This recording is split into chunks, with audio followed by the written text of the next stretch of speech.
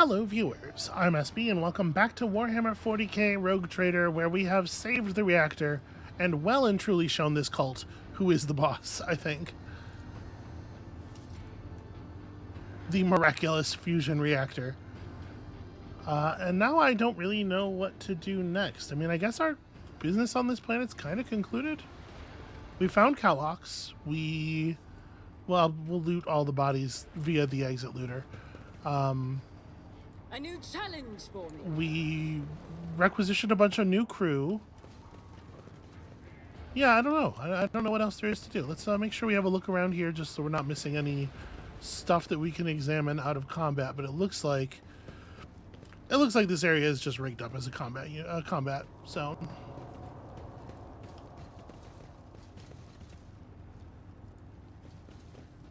Yeah, it probably would have been smarter to have my party, stick together and just push up the one side, taking shots across the way at enemies when they became available. But that sure ain't what we did.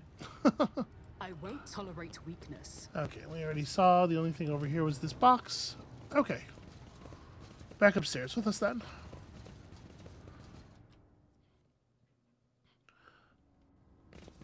The hallowed electrodynamic cenobium greets its savior. Okay. Yeah, well, it's nice to meet y'all too. Would you mind if I just help myself to whatever is in this box? A machine right set, some other stuff.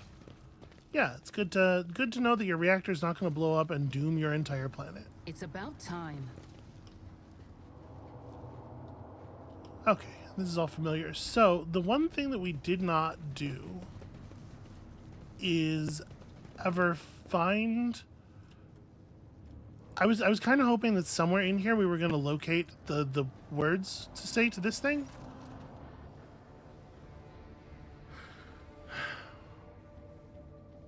In the past, when there has been some kind of puzzle, every time we have interacted with the wrong item in the puzzle or done some kind of failed interaction, we've taken damage.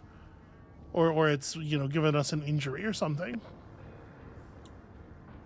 So that's part of why I wanted to wait for the end, wait for us to be done here before messing with this, in case it does that. But let's see if it'll let us try, or if a failed attempt locks it off.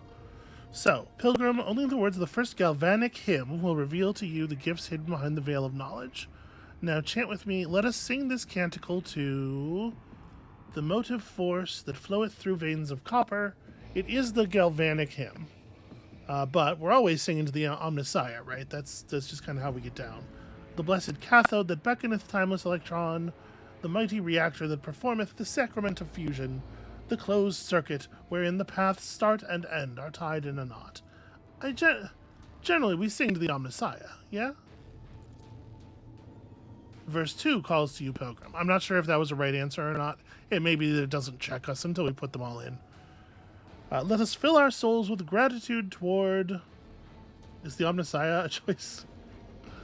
The twin poles of opposite signs that herald the motion of the current, the splendid resistors that conceal within them the rite of transfiguration, the watchful breakers that protect us from the sacrilege of the short circuit, the hallowed contacts whose touch conducteth the current, or the arcane key that closeth the circuit.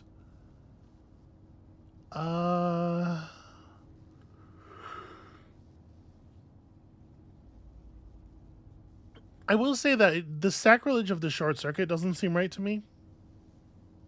Right, the short circuit's not a thing. It's just a thing that happens. I don't think it's a sacrilege, probably. Resistors that conceal within them the rite of transfiguration. I think I do like number 2 here. Now finish this prayer, Pilgrim.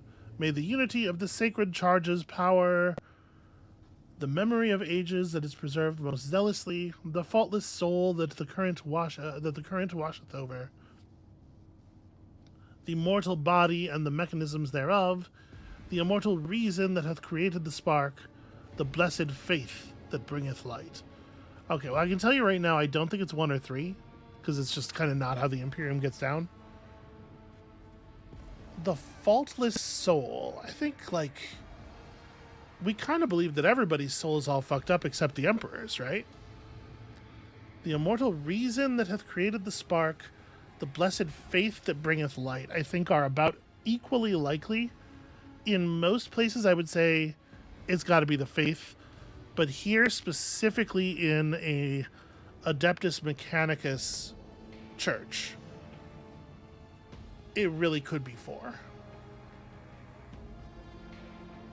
I'm gonna follow my gut here. Only one who has learned the path of our cenobium is worthy of its gifts. Walk the path of the enlightened, absorb their age-old wisdom, and sing with me again. The screen goes dark in disappointment. So the word path is used here twice. Learned the path of our cenobium. Is there a path? I'll lay claim to the stars. It's just the guy who's been shot in the back. I mean, over here's the library, but we're not allowed to interact with anything.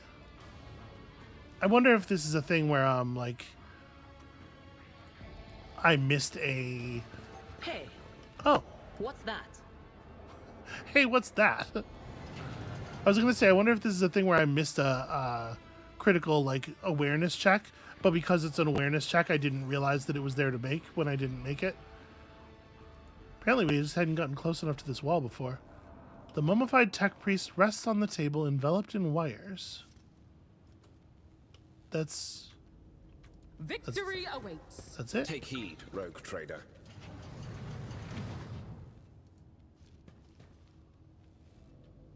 Huh. Twin secret doors that don't have any purpose as far as I can tell. I mean, if there's supposed to be clues, I guess it's in the fact that there's a pair of them.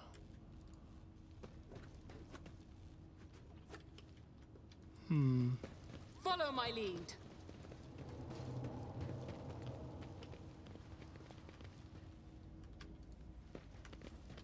So this is the initial entrance. Okay, if we follow the path of the cenobium, and obviously it leads us up to here.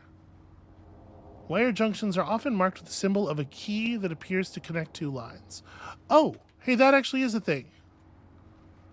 Okay. One of the options was absolutely about a key. That's a cultist. The cultists are not going to be part of the solution. No wounds on this heretic's body. I need examination nodes that are about the structure of the place, not about the dead bodies. The hard, uncomfortable somno meditation bed is equipped with neural ports to connect the sleeper to the monastery's cogitator network. Any challenge for me? Have we been in here before? A symbol for the Omnissiah is inscribed on the wall, with grooves of electric discharges fanning out like a river. Okay. Yeah, we totally were in this is a room where we encountered Henrik's. I just didn't, I guess, walk all the way inside, maybe? Okay, so they love the Omnissiah, and they have a sacred key connecting some stuff, and hold on a second, I just got a ping, yeah. Alright, cool.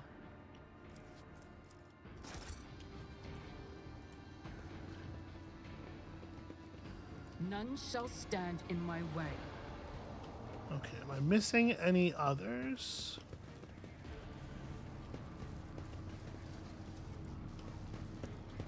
I mean, we already ran through all these areas, but clearly we did not discover everything there was to discover in them. And then in here, there's a bunch of devices, but they're just, yeah, they're just like really simple names.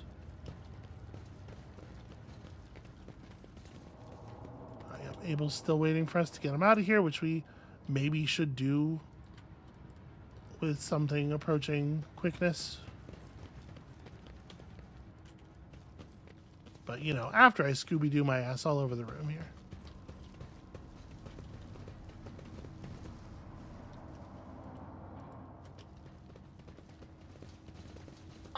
claim to the stars. Yeah, okay, we're not getting any more pings up here, and I don't really want to cross the lightning area again. Okay, so let's go try again with the knowledge that the key seems to be important. Alright. I like the Omnissiah. The arcane key that closeth the circuit. Blessed faith that bringeth light. Swing and a miss. I won't tolerate weakness. I mean, the reactor's important. The problem with this is obviously, like, you could do a lot of swinging and missing here with the number of options we have. But if we stick to Omnissiah key, I guess it's not actually that hard to force it. Watching the lady handle sacred technology breaks my heart. Figuratively speaking, my cardiovascular augmentation can withstand much more than high blood pressure. Okay, well, if it can't withstand a little bit of brute forcing, then I have to ask you, what's even the point? We're going to figure out that this is not, in fact, a reasonable way to do this at all. Idleness. Let's move. Omnissiah key reason? Verily so. A pilgrim who has learned our ways is worthy of the gifts of the enlightened. All right, it was a partial force. We have discovered armor kit, ranged weaponry, fuel. Okay, so not really like super great loot. An arc rifle, which is whenever the wielder hits a target with an arc rifle, they also hit each creature in a 2-cell radius around the main target. You cannot over-penetrate, but you do have increased critical damage. It has a little bit of penetration. And this grants a 15% critical hit chance to ranged attacks against enemies who are wounded. Yo! Well. The Emperor sets my path. Are you currently wearing... You have a helmet on, but it's just armor. And frankly, you are probably the person who needs that the least, given how far away you are when we're conducting combat most of the time. Does anybody else not have a helmet on? Alright, congratulations. And then we gotta decide who I think should have this arc rifle. So, compared to her current weapons, obviously it doesn't have the spray capacity of the bolter with the one rate of fire. It does have a pretty impressive range. It does not outrange the long las, and it doesn't outdamage the long las. The AoE fire is pretty cool, though. We could give this to Idira over her Rutobi, just in order to mimic the lightning that she used to have. Or we could give her staff back. It probably makes more sense to pass Soul Siphon over to what's-his-face.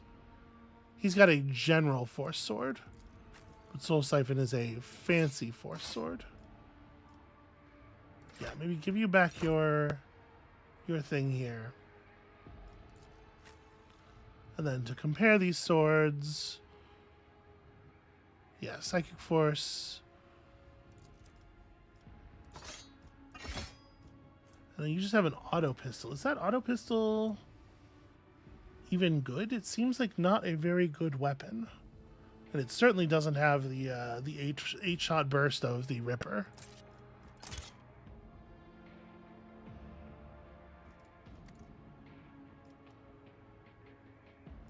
Okay.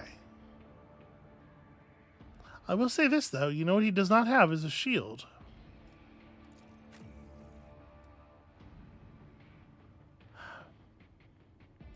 I wonder if Pascal is, like... Maybe we don't keep Pascal in the active party.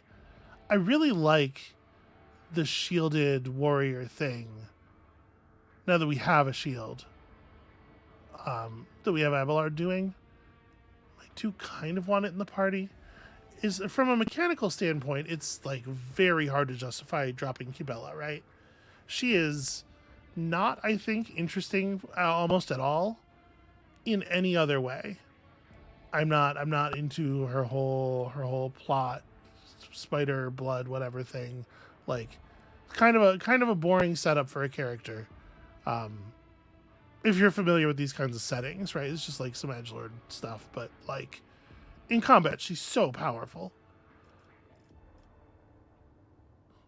We are crushing the combats, though. We may not need this level of power, and maybe, in fact, I should feel bad for for partaking in it in the first place. It's about time.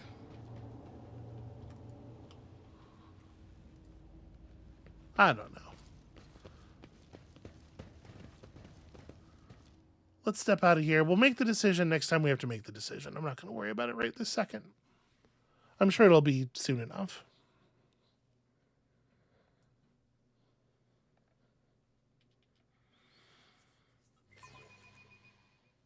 But I do believe with that we are done here, so...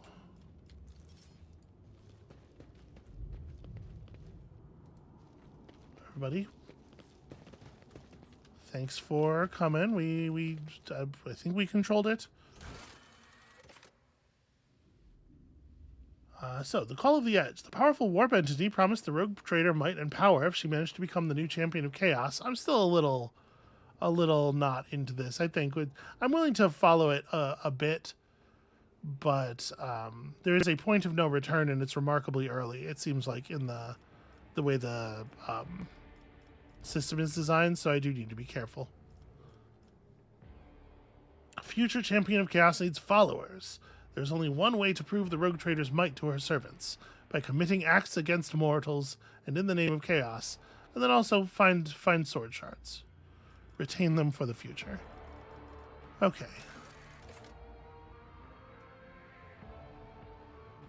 So Interrogator Van Kellogg's headed to the monastery to the thing. A guarded shuttle is ready to transport the Lord Captain to the Void Ship. Yep, all there is left to do on that is head home. I'm feeling victorious, and I'm not feeling like it was skin on my teeth either. We put ourselves up against a division in that in the room with Abel, and we showed them quite conclusively, I think. Maybe I should have set the difficulty higher.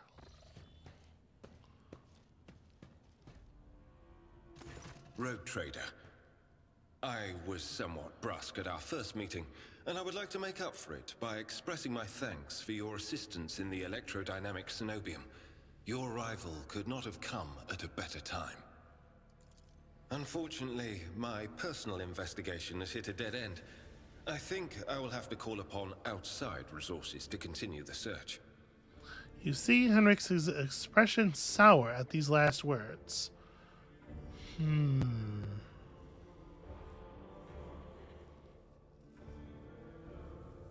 So this is an interesting moment.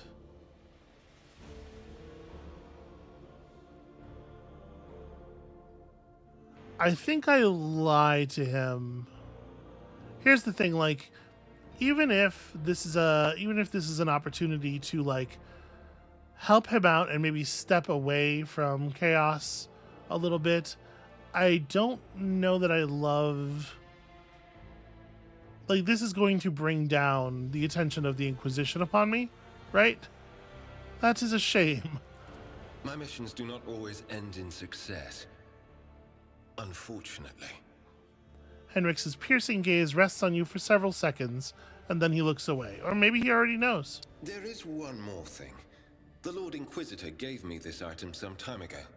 He must have thought it likely that I would find myself aboard this vessel sooner than he. I was instructed to deliver this device to Lady Theodora. However, given recent events, I believe I ought to present it to you. This is an elucidator, a sacred machine capable of translating the languages of remote and lost worlds into Low Gothic. It can even process Xenos languages to a certain degree. Not without infelicities, but possibly well. Seems like a heck of a gift. Is this some kind of tracking device? I don't think we want to be openly accusatory about it. Thank you. The Inquisition's generosity is greatly appreciated. May the Elucidator serve House von Valancius as faithfully as it has served the acolytes of the Holy Ordos up to now. Heinrich cuts you a glance, one which you suddenly realize is charged with a strange, almost personal interest, before deferentially averting his gaze. You know, there was that option there to tease him about the love token, but I don't know. Maybe he's actually maybe he has a crush. Apologies in advance if I unknowingly violate the protocol for conversing with someone of your elevated status. I think a slip in composure is to be expected when one is hosted personally in the Lord Captain's study.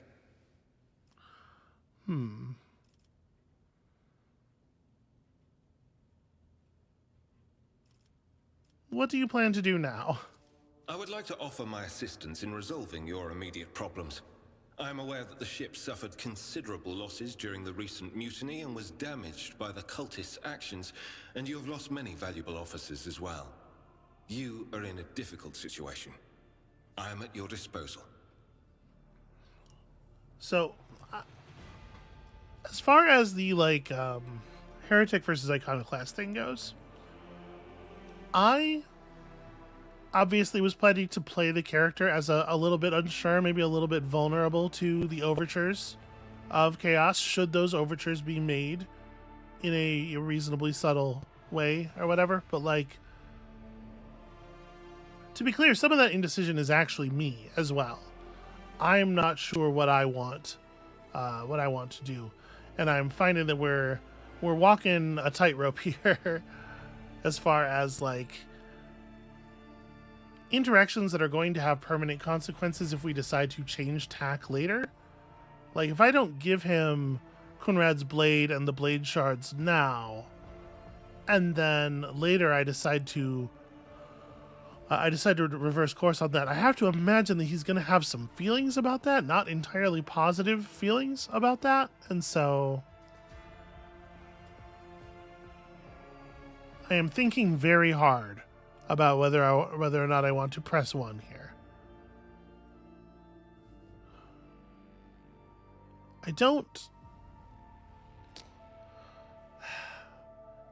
I am a little bit I'm a little bit concerned about the degree to which we are very much alone out here if we were to reveal that we had no regard for the Emperor. Even though I'm supposed to be in a position of power over all these people, constant worship of the Emperor is such a thing in this society. I have no doubt that the loyalties of, the below decks people and stuff would mostly turn out to be toward the Emperor over me. So, do we want to... And if we think about the kinds of choices that we have been offered so far, Iconoclast is obviously, is obviously from our perspective, our cultural perspective, here in the present, just the good guy, and Heretic is going to be, ridiculously evil.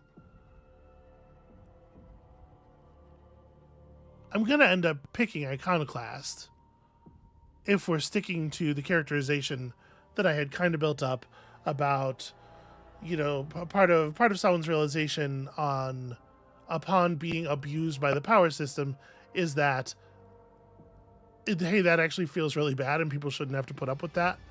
And so in wanting to be kinder and more fair to the people below us, we're going to be picking Iconoclast a lot. And we're going to be intentionally not picking Heretic a lot because it's doing the exact opposite. So I guess maybe it's time to just go ahead and bail on that. In which case, not having given Heinrich the shard is probably... I don't know. I don't know what the consequences of that will be. I should have thought this out a little bit more at the start of the conversation, I think. But you know what? All right, I'm gonna give him the blade. I maybe am bailing on the blade thing. It's just I I kind of like the idea of the dabbling and flirting in theory, but I don't think the game is written with a level of subtlety sufficient to now that we've seen the kinds of choices and the kinds of like very sort of clumsy hit you over the head with it options you are given for advancing your points in one direction or another. I just don't think the game has the subtlety of writing to allow us to do the thing that I was going to try to do. So here, this sword. I suppose it could have some connection to the object of my search. Thank you. I will examine it later. I'm certainly not tacking to the Imperium, but I think we gotta start leaning into the, and I hate to say like the kind of the obvious boring characterization that I'm going for here, because I bet this is like what everybody does on their initial playthrough, or at least some version of the like the details about why you might feel this way or whatever are going to get lost in the noise, and the actual mechanical decisions will end up being the same as pretty much everybody makes. So that's kind of a bummer. But again, it's just an element of it's a consequence of the way the writing is handled. All right, what do you think will become of the electrodynamic cenobium? It all depends on the electro priests who survived the attack. Fortunately for them, the cultists did not manage to seriously corrupt the holy site, partly thanks to the priesthood's efforts. Nevertheless, I would not be surprised if the local explorator fleet decides to audit and purge the damaged units once it hears about what has happened. Well, that sucks. Life is shitty for everyone. Heinrich is about to say something else when he is interrupted by the sound of a Vox signal. Someone is trying to contact. Thank you for your time. Please consider me at your complete disposal while I am aboard your vessel. I do think this dude might be trying to fuck. And he's gonna find himself sort of stonewalled on that avenue. And here comes the Voxmaster. Congratulations on the victory, your ladyship. The entire vessel was impatiently awaiting the news of your expedition's success. The rumors about you not simply saving the Tech Priest Monastery, but actually eliminating the source of the mutiny are spreading like wildfire. The Vox transmissions from across the world speak of nothing else. Governor Medina is expecting you at his command center to discuss matters. We are ready to depart immediately. Just give the order. Okay, I guess we can go do that. Let's go do that. Where is my elevator's over here, right? My elevator's over here. To the bridge, where we will real quickly run around and talk to everybody. Try to talk to all of the named people again, just real quick about my my rash. Not Heinrichs. Heinrichs isn't going to know anything. Danrock, you know what could be done about a rash? He wanted to talk to me about something anyway, didn't he? Was it like working with Theodora? Want to know more about the people who buy our plunder? I'm not going to do this right now. Wish to bolster my retinue with skilled fighters. I mean, my retinue and I are pretty badass as it is. I can't imagine he's just going to be like, oh yeah, here's some more characters with plots and character sheets filled out and stuff. I kind of want to click on this just because I'm curious. Rest assured, there are people of most outstanding talents among the thousands of your crew. I will contact the overseers at once. Cool.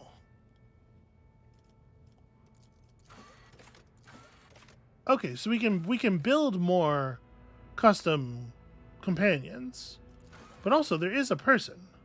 There is someone who appears to be a pre-made.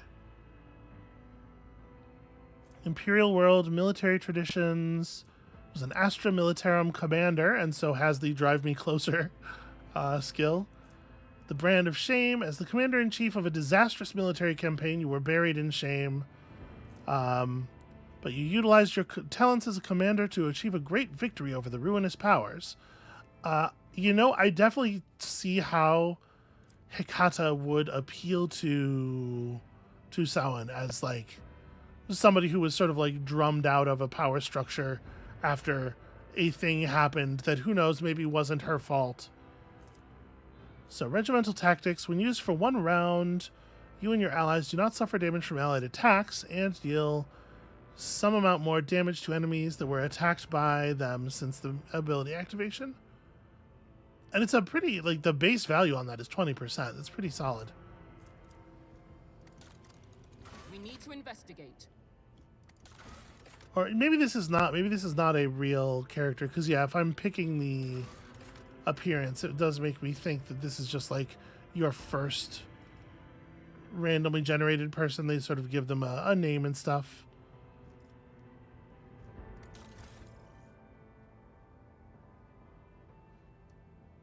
But I mean, you have a pretty unique appearance. I'm gonna go ahead and hit this button.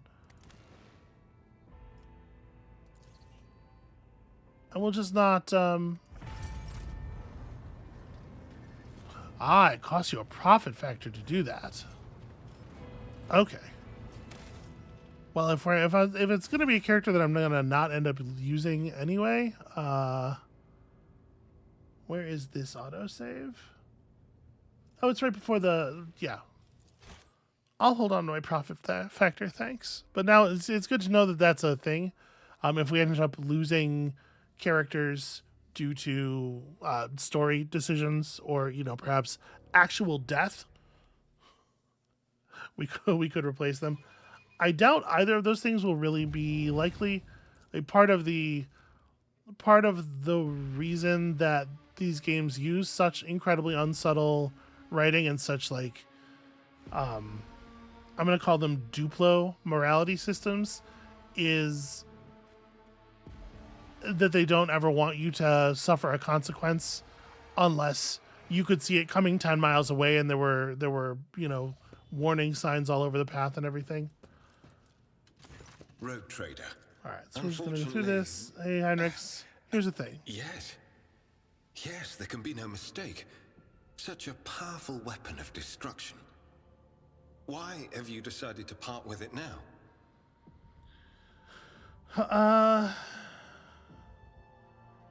Number 4 kind of seems like hitting on him, which I'm not excited about.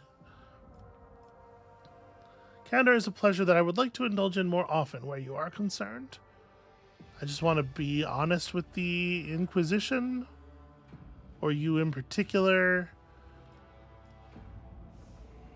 Honestly, this artifact frightens me. Very insightful. In the hands of mortals, objects like this often make slaves of those who hold them. I am pleased that you have avoided such a fate. There is one more thing. The Lord Inquisitor gave me this item some time ago. Alright, the Inquisition's generosity is appreciated. He glances at me. I also hand over the blade. I suppose it could have some... I would like to offer... It all depends on the Electro Priest, Susan. Okay, just get through that conversation in pretty much the same path. I'm a little surprised that it didn't create an autosave when we stepped onto the bridge. Okay, but now we know about that functionality. But yeah, they're just like, consequences must always be a thing that, like, consequences are to be avoided where the player character is concerned. Obviously, from the way I'm talking about it, not my favorite kind of design, but extremely common in modern CRPGs, sort of like post Bethesda. Anyway, it's a thing to worry about later. So, if I say my retinue and I are in need of training, what happens? Okay, we select a character and reset their progress. Okay, that is a weird way to word that.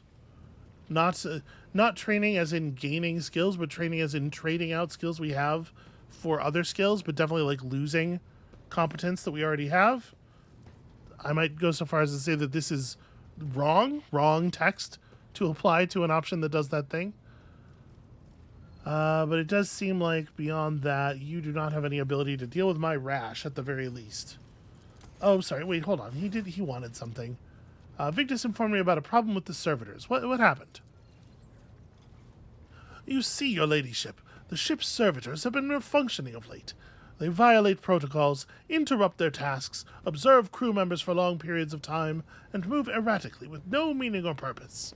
Generous Danrock nervously pulls on his luxurious frock coat, as if it were uncomfortably tight. Had it been a routine technical fault, I would have decided the fate of these servitors myself, but I deemed it necessary to notify you. I do not wish to hide such irregularities from the Lord Captain. If you wish to observe the servitors' unusual behavior before you decide their fate, this can be arranged. The majority of the defective units have been delivered to one of the storage compartments, pending your decision. Pascal Hanuman expressed the desire to be present during the inspection, should it be carried out. I suppose the expertise of the esteemed Magos may come in handy. Yeah, I would in fact like to see what's up.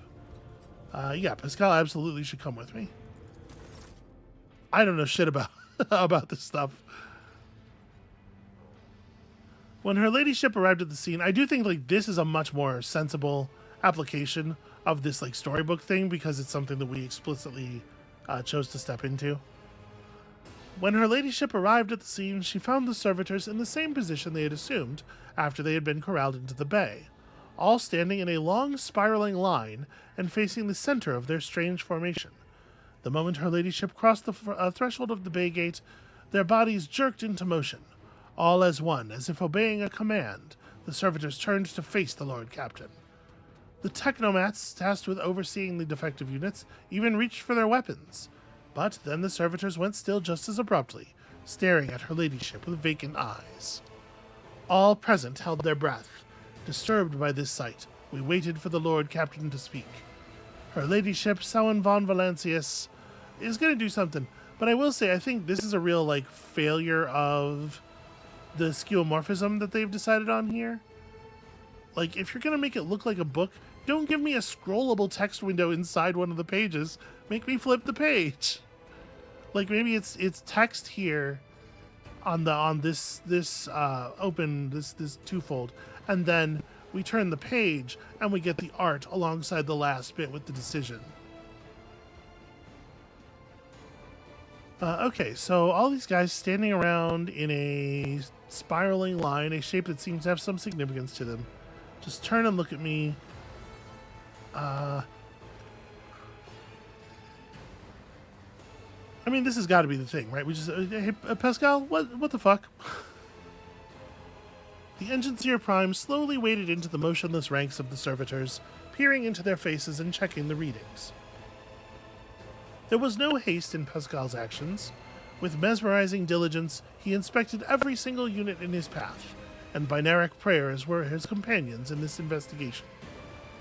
The examination confirmed the Technomat's initial hypothesis. The servitors' souls, or rather the souls of the people they once were, had awakened. Not yet fully conscious of their past and present, these half-machines could nonetheless feel primitive emotions and sensations such as fear and pain.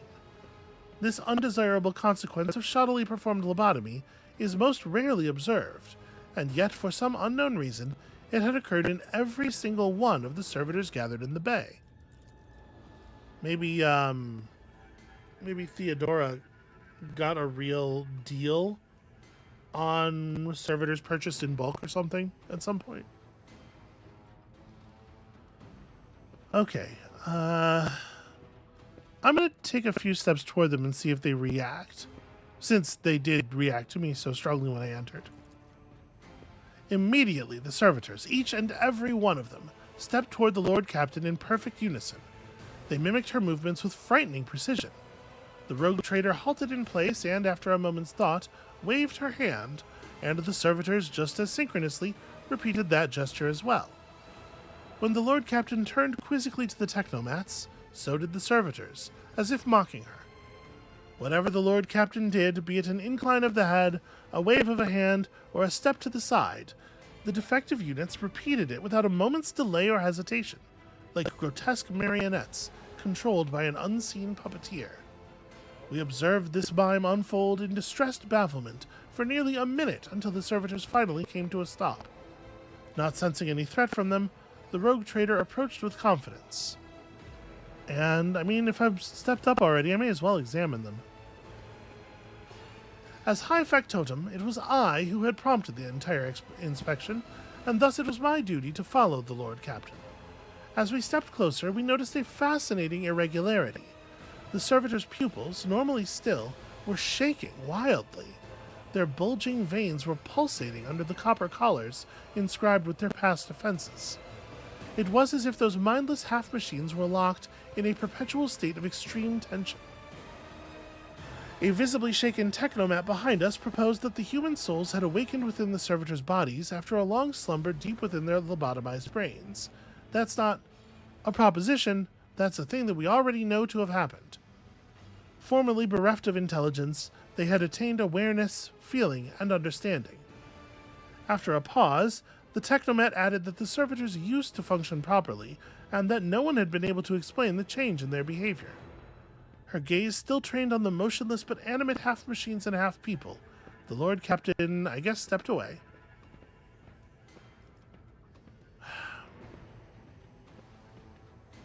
Give me a report. I'm going to demand a report on the defective unit's status. The Technomat's long-winded and detailed report could have been summarized in a single key point.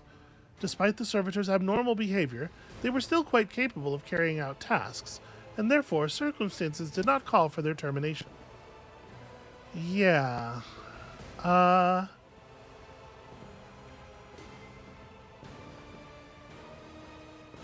That's really interesting.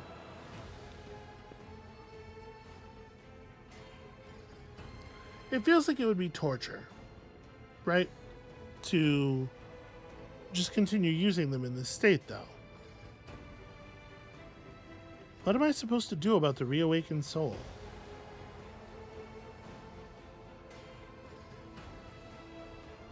I don't think, I guess it hasn't been stated explicitly anyway, but I would not think that we have the ability to, like, return the link between the soul and the body to give the soul control back or whatever.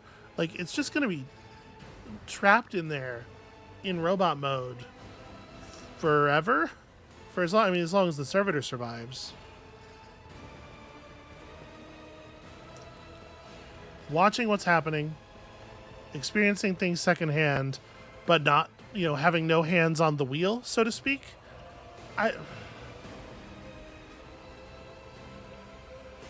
This is fucked. Having one of them disassembled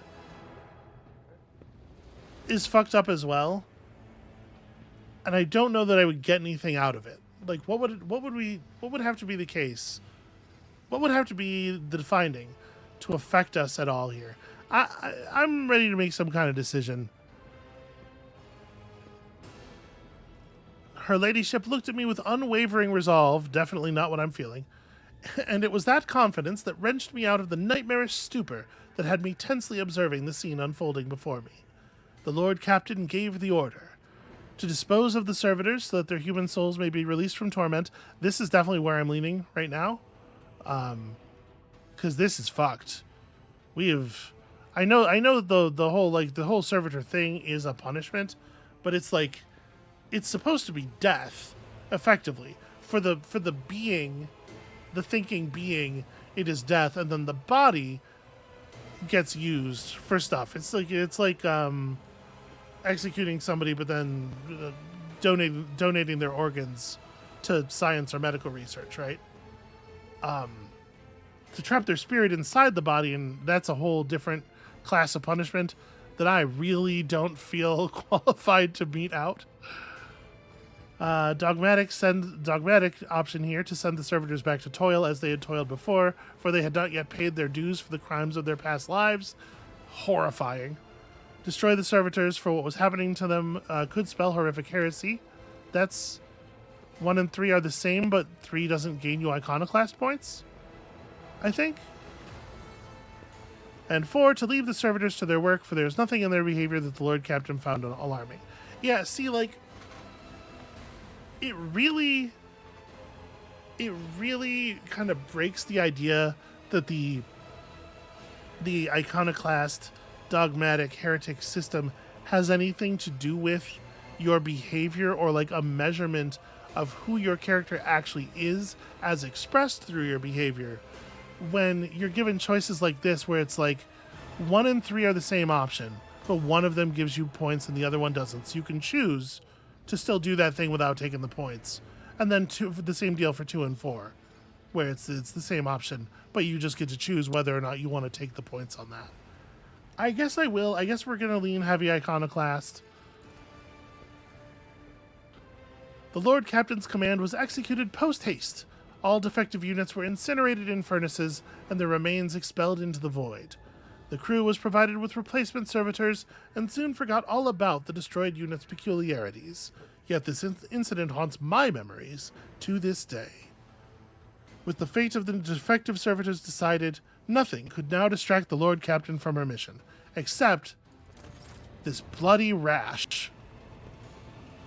Alright, I am continuing to look around the bridge for named people to ask about my rash.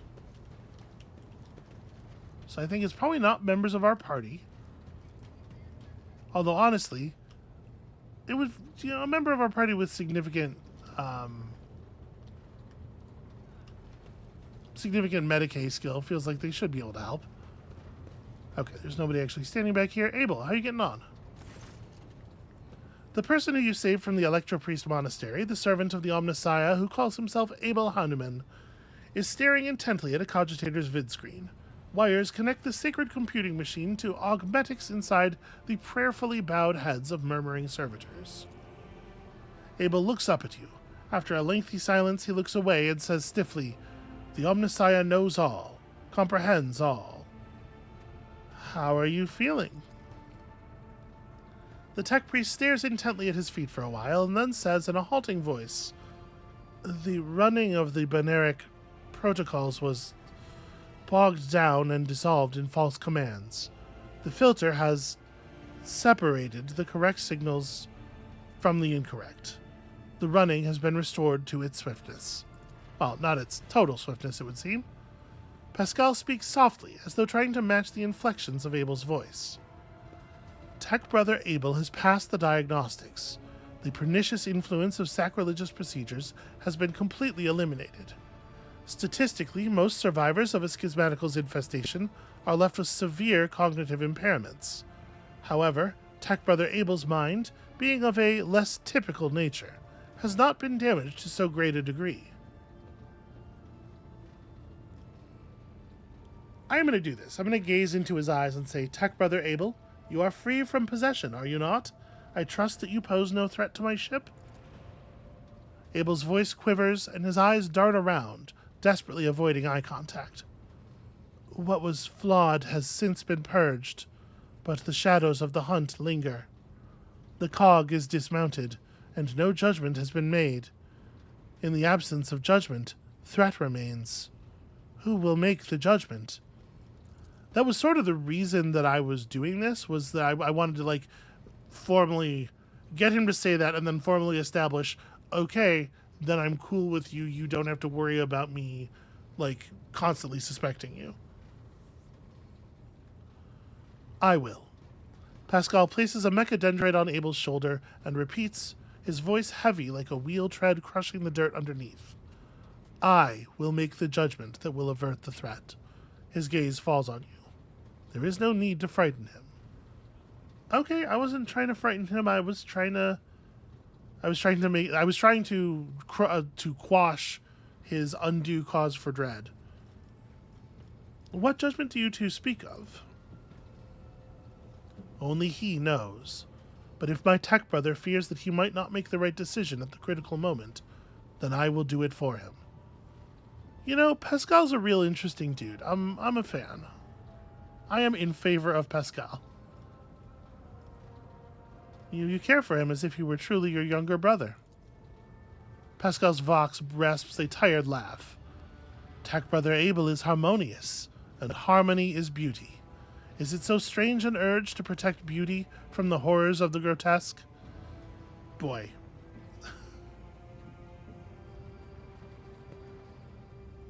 I will say they've definitely done a good job of getting Empire voice. They've really got that writing style, that speaking style down. I will try not to give Abel any undue cause for dread. So why do you and Pascal have the same name, though? What's up with that? Abel freezes. From his Vox synth, barely audible through the static, come the words, "The naming of the names is not an index to the text. The naming of the names is the text." Abel's answers can be enigmatic. His mind works differently from ours. He thinks in harmonic imagery and notices the symmetries and proportional relationships in the world around him. Poetry would be the closest analogy to how he perceives and interacts with reality.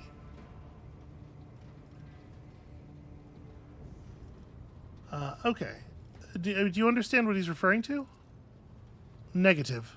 However, I will hypothesize Tech Brother Abel is seeking to convey the idea that our matching identifiers are not the key to some vital data point. They are, in and of themselves, the vital data point. At this stage in my analysis, I can draw no useful conclusions from this proposition. Yeah, it's an interesting idea. However, the very fact that Tech Brother Abel is trying to hint at something points to him either being better informed than I am, or having conducted a more in-depth analysis of the situation. And that is useful information. Yeah, no, it clearly, it seems like he knows something we don't. And he knows that the fact that they have the same name is the answer to some question, rather than the hint toward the question itself. But I don't have any idea what that would mean. I guess we'll just have to wait and find out. I mean, I'm going to ask him. Abel, could you please explain what you mean? Abel relaxes a little. His gaze drifts to the side. There is silence. Okay, well, let's move on from this. Your words elicit no reaction whatsoever from Abel, who is frozen in silent self-reflection. All right, I'm going to let Pascal handle this. It seems like Abel is well in hand. Or rather, Abel is in good hands. This is maybe a less threatening way to put that. Abel immediately looks away as if he has lost all interest in you. But then his vox crackles, barely audibly. I am glad to see you.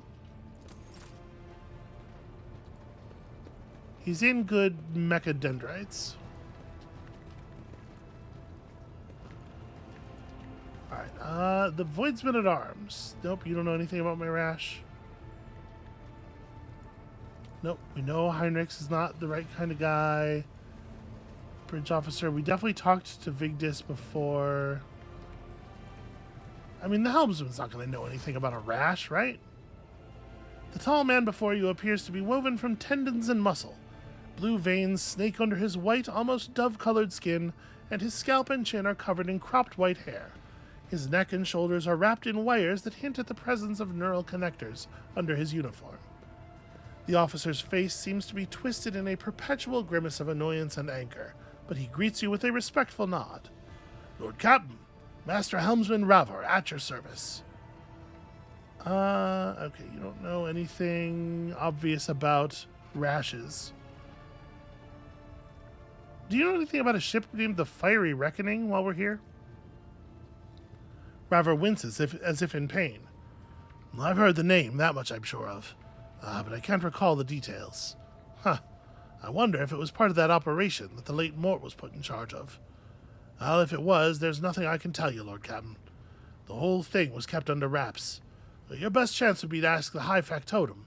Maybe some of his treasury records have mentions of this Fiery Reckoning. All right. I suppose I shall do that. None of y'all have names. Here's Cassia and Uwe. Uwe is certainly not going to be useful. We definitely talked to Montag before.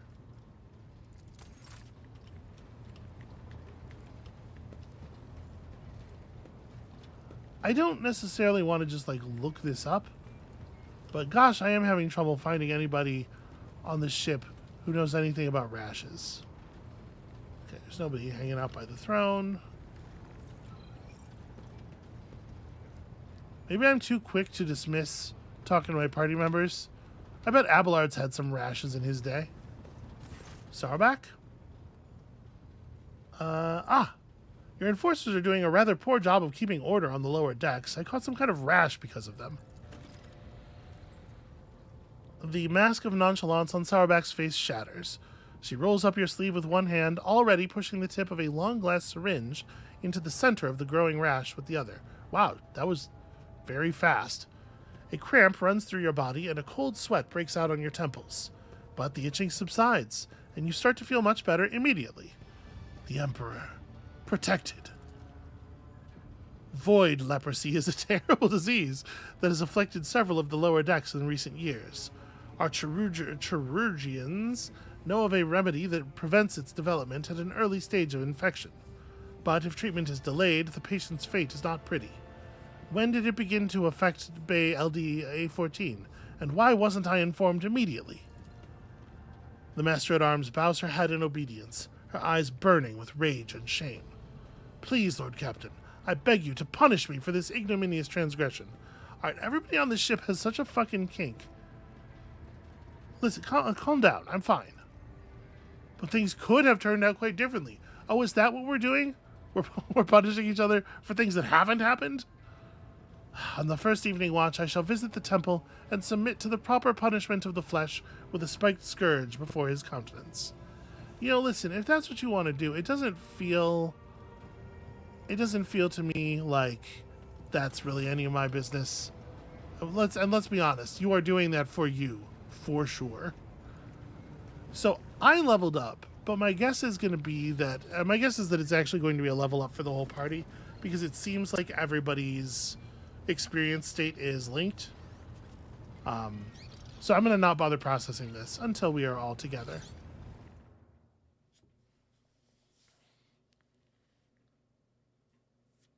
Glad to be rid of that, though. It was remarkably easy once I just decided to talk to absolutely everybody. So back to the bunker we go. Who is coming along? I don't know. Abelard's pretty cool. Abelard's a pretty cool character mechanically. I think it does feel like between Heinrichs and Adira and Abelard, we probably only need two. Maybe Pascal's not really doing that much for us, like mechanically, that much that's like really unique. I'm gonna keep things as they are for right now, I suppose.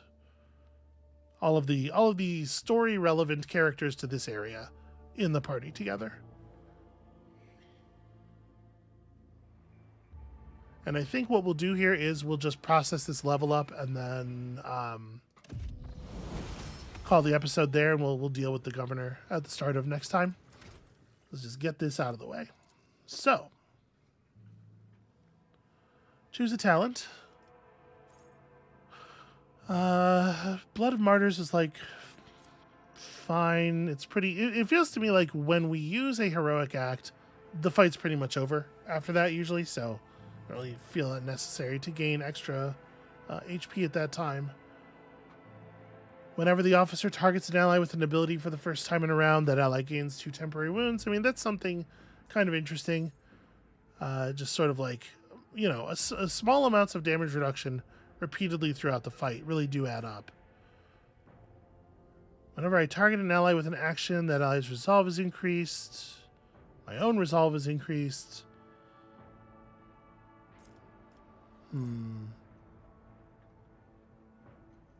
Whenever the officer uses Voice of Command or Bring It Down for the first time, this ability costs 1 AP less. I will say, turns where I want to use Bring It Down feel very tight on action points, but I sure wish this was like per round rather than just for the first time. It would be very powerful if it was per round. Whenever a heroic act is used in combat, the officer's next attack is free. The more I think about decisive response, the more I think I might take it.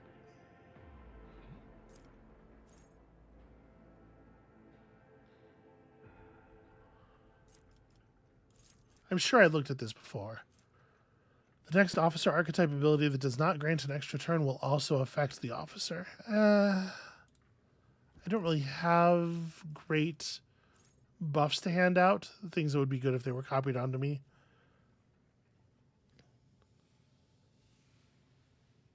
March is interesting because it does feel like Samhain is usually just a little bit of movement short of finding the right place to go in combat, and the fact that we could hit move on somebody and then gain the ability to sort of follow them into combat is actually kind of neat. Honestly, March might be front runner for me for right now. Whenever an ally starts a turn adjacent to the officer, they get movement points. Break their ranks works as if there were one more enemy adjacent to the target. This allows the enemy to be used on targets with no enemies adjacent. That is interesting.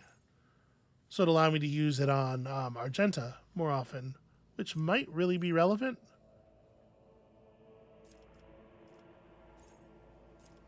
Yeah, that's actually like very compelling.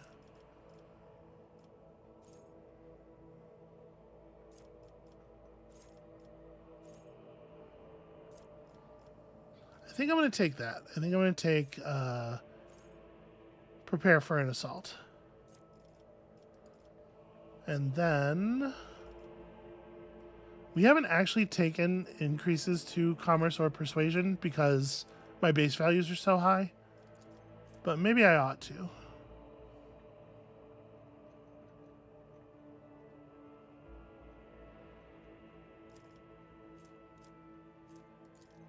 Yeah. I do want to make sure that I'm keeping those skills like above the point where they are successful at things, right? All right, fresh target. Attack deals 15% more damage.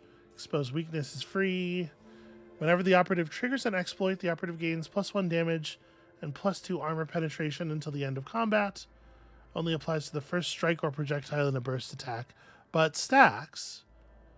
So +1 damage, yeah, you can get this going a couple of times per battle.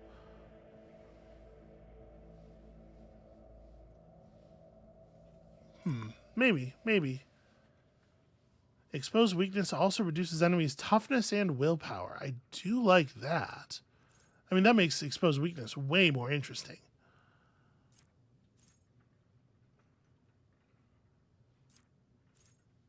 At the start of the operative's turn, the enemy with the largest number of exploits receives an additional. If 2 or more enemies are tied. Continuous analysis is really nice as a thing you don't have to think about, a thing that just is always good. Tactical knowledge requires 3 exploits instead of 4 and increases your damage by an additional 9%.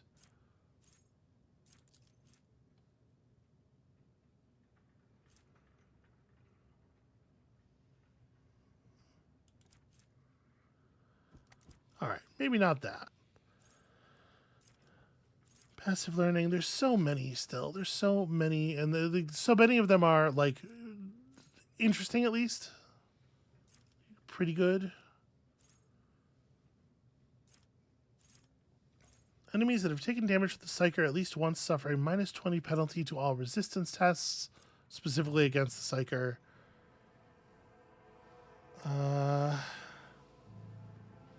Anytime an enemy becomes the target of any particular Psyker ability for the first time, they suffer a -5 penalty to int and perception, and the Psyker gains some of that.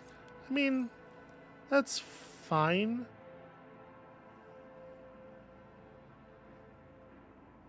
Whenever the Psyker kills an enemy with a psychic power dealing more damage than the target's wounds, the excess damage bounces. Is definitely pretty fun. I think I'm actually going to take pain channeling.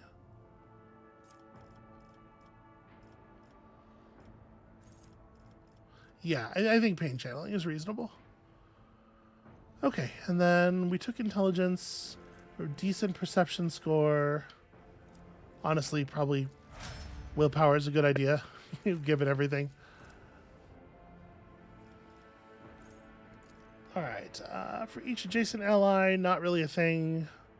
Cover efficiency is increased. Whenever you deal damage, your critical damage increases. After you deal damage to 3 different enemies, your next attack gets 20% bonus damage. It's a lot of setup for a thing that only affects one attack. We're already not reloading in combat, so rapid reload doesn't seem super useful.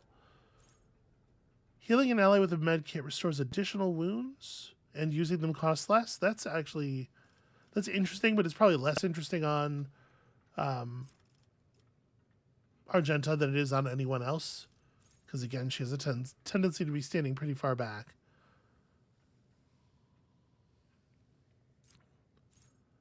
Soldier's second attack in a turn deals more damage to enemies that have not suffered damage. But I like to shoot the same guy a bunch of times. After you use Entrench, the next use of Run and Gun grants 6 additional movement points. I mean, that's pretty compelling.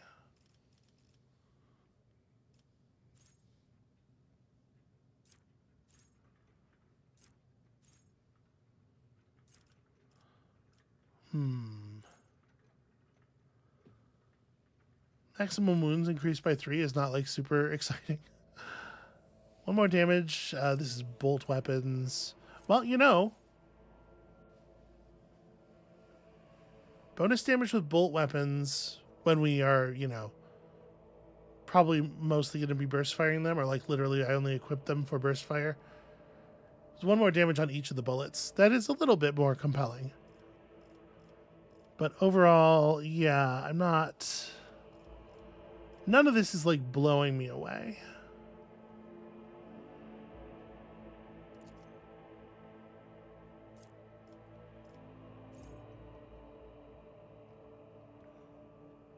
You know, let me look at something real quick.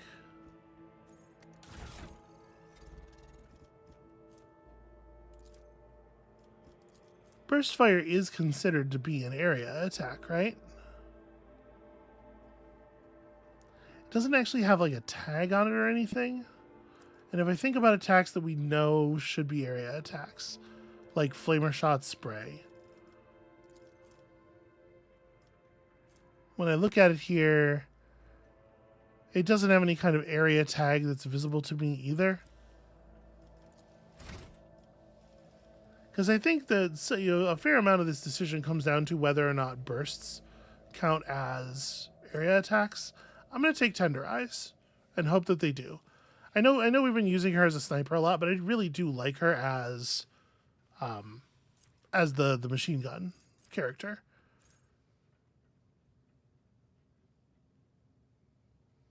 And then we get another thing here.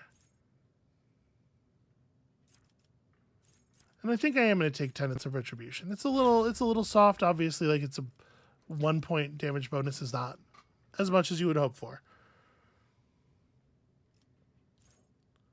Okay, you have operative stuff, so we just looked at a lot of operative stuff.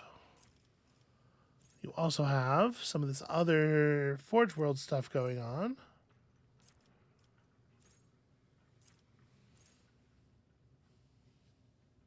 Plus 10% to ballistic skill and 15% dodge reduction with plasma and melt array. Yeah, I mean, like, we got that plasma pistol, right? Let's lean into it.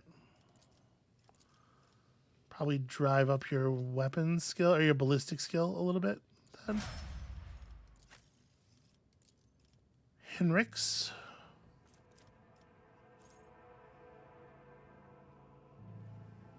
+1 damage deflection is pretty cool.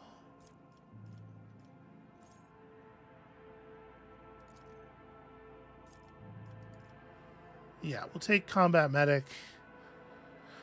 And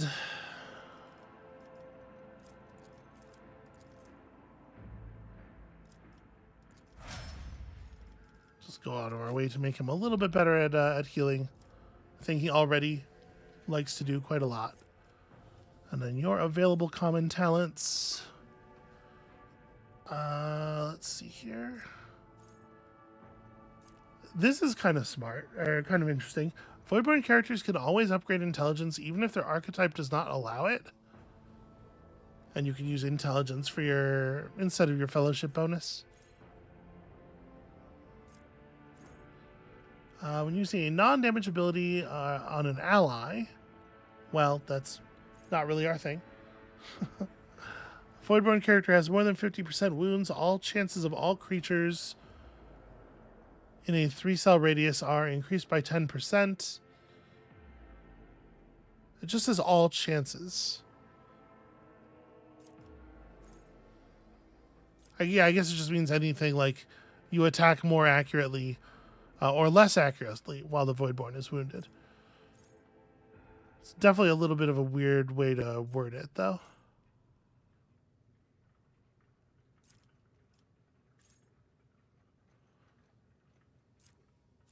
I saw all this stuff, and I don't think it's very compelling. It's hard to imagine what kind of weapon proficiencies she would need. But like Combat Master, if we're going to keep committing her to deep melee the way we have been, Combat Master might actually be very relevant. And then Athletics. And okay, I think we can call it there. So that's going to be it for us for today. Thank you all so much for watching. When you come back next time, maybe we're going to receive a reward commensurate with our efforts here. I would guess probably not, but we'll get something, I think. And then it might just be back out into space to seek our next adventure. So come back next time for that, and we'll see you then.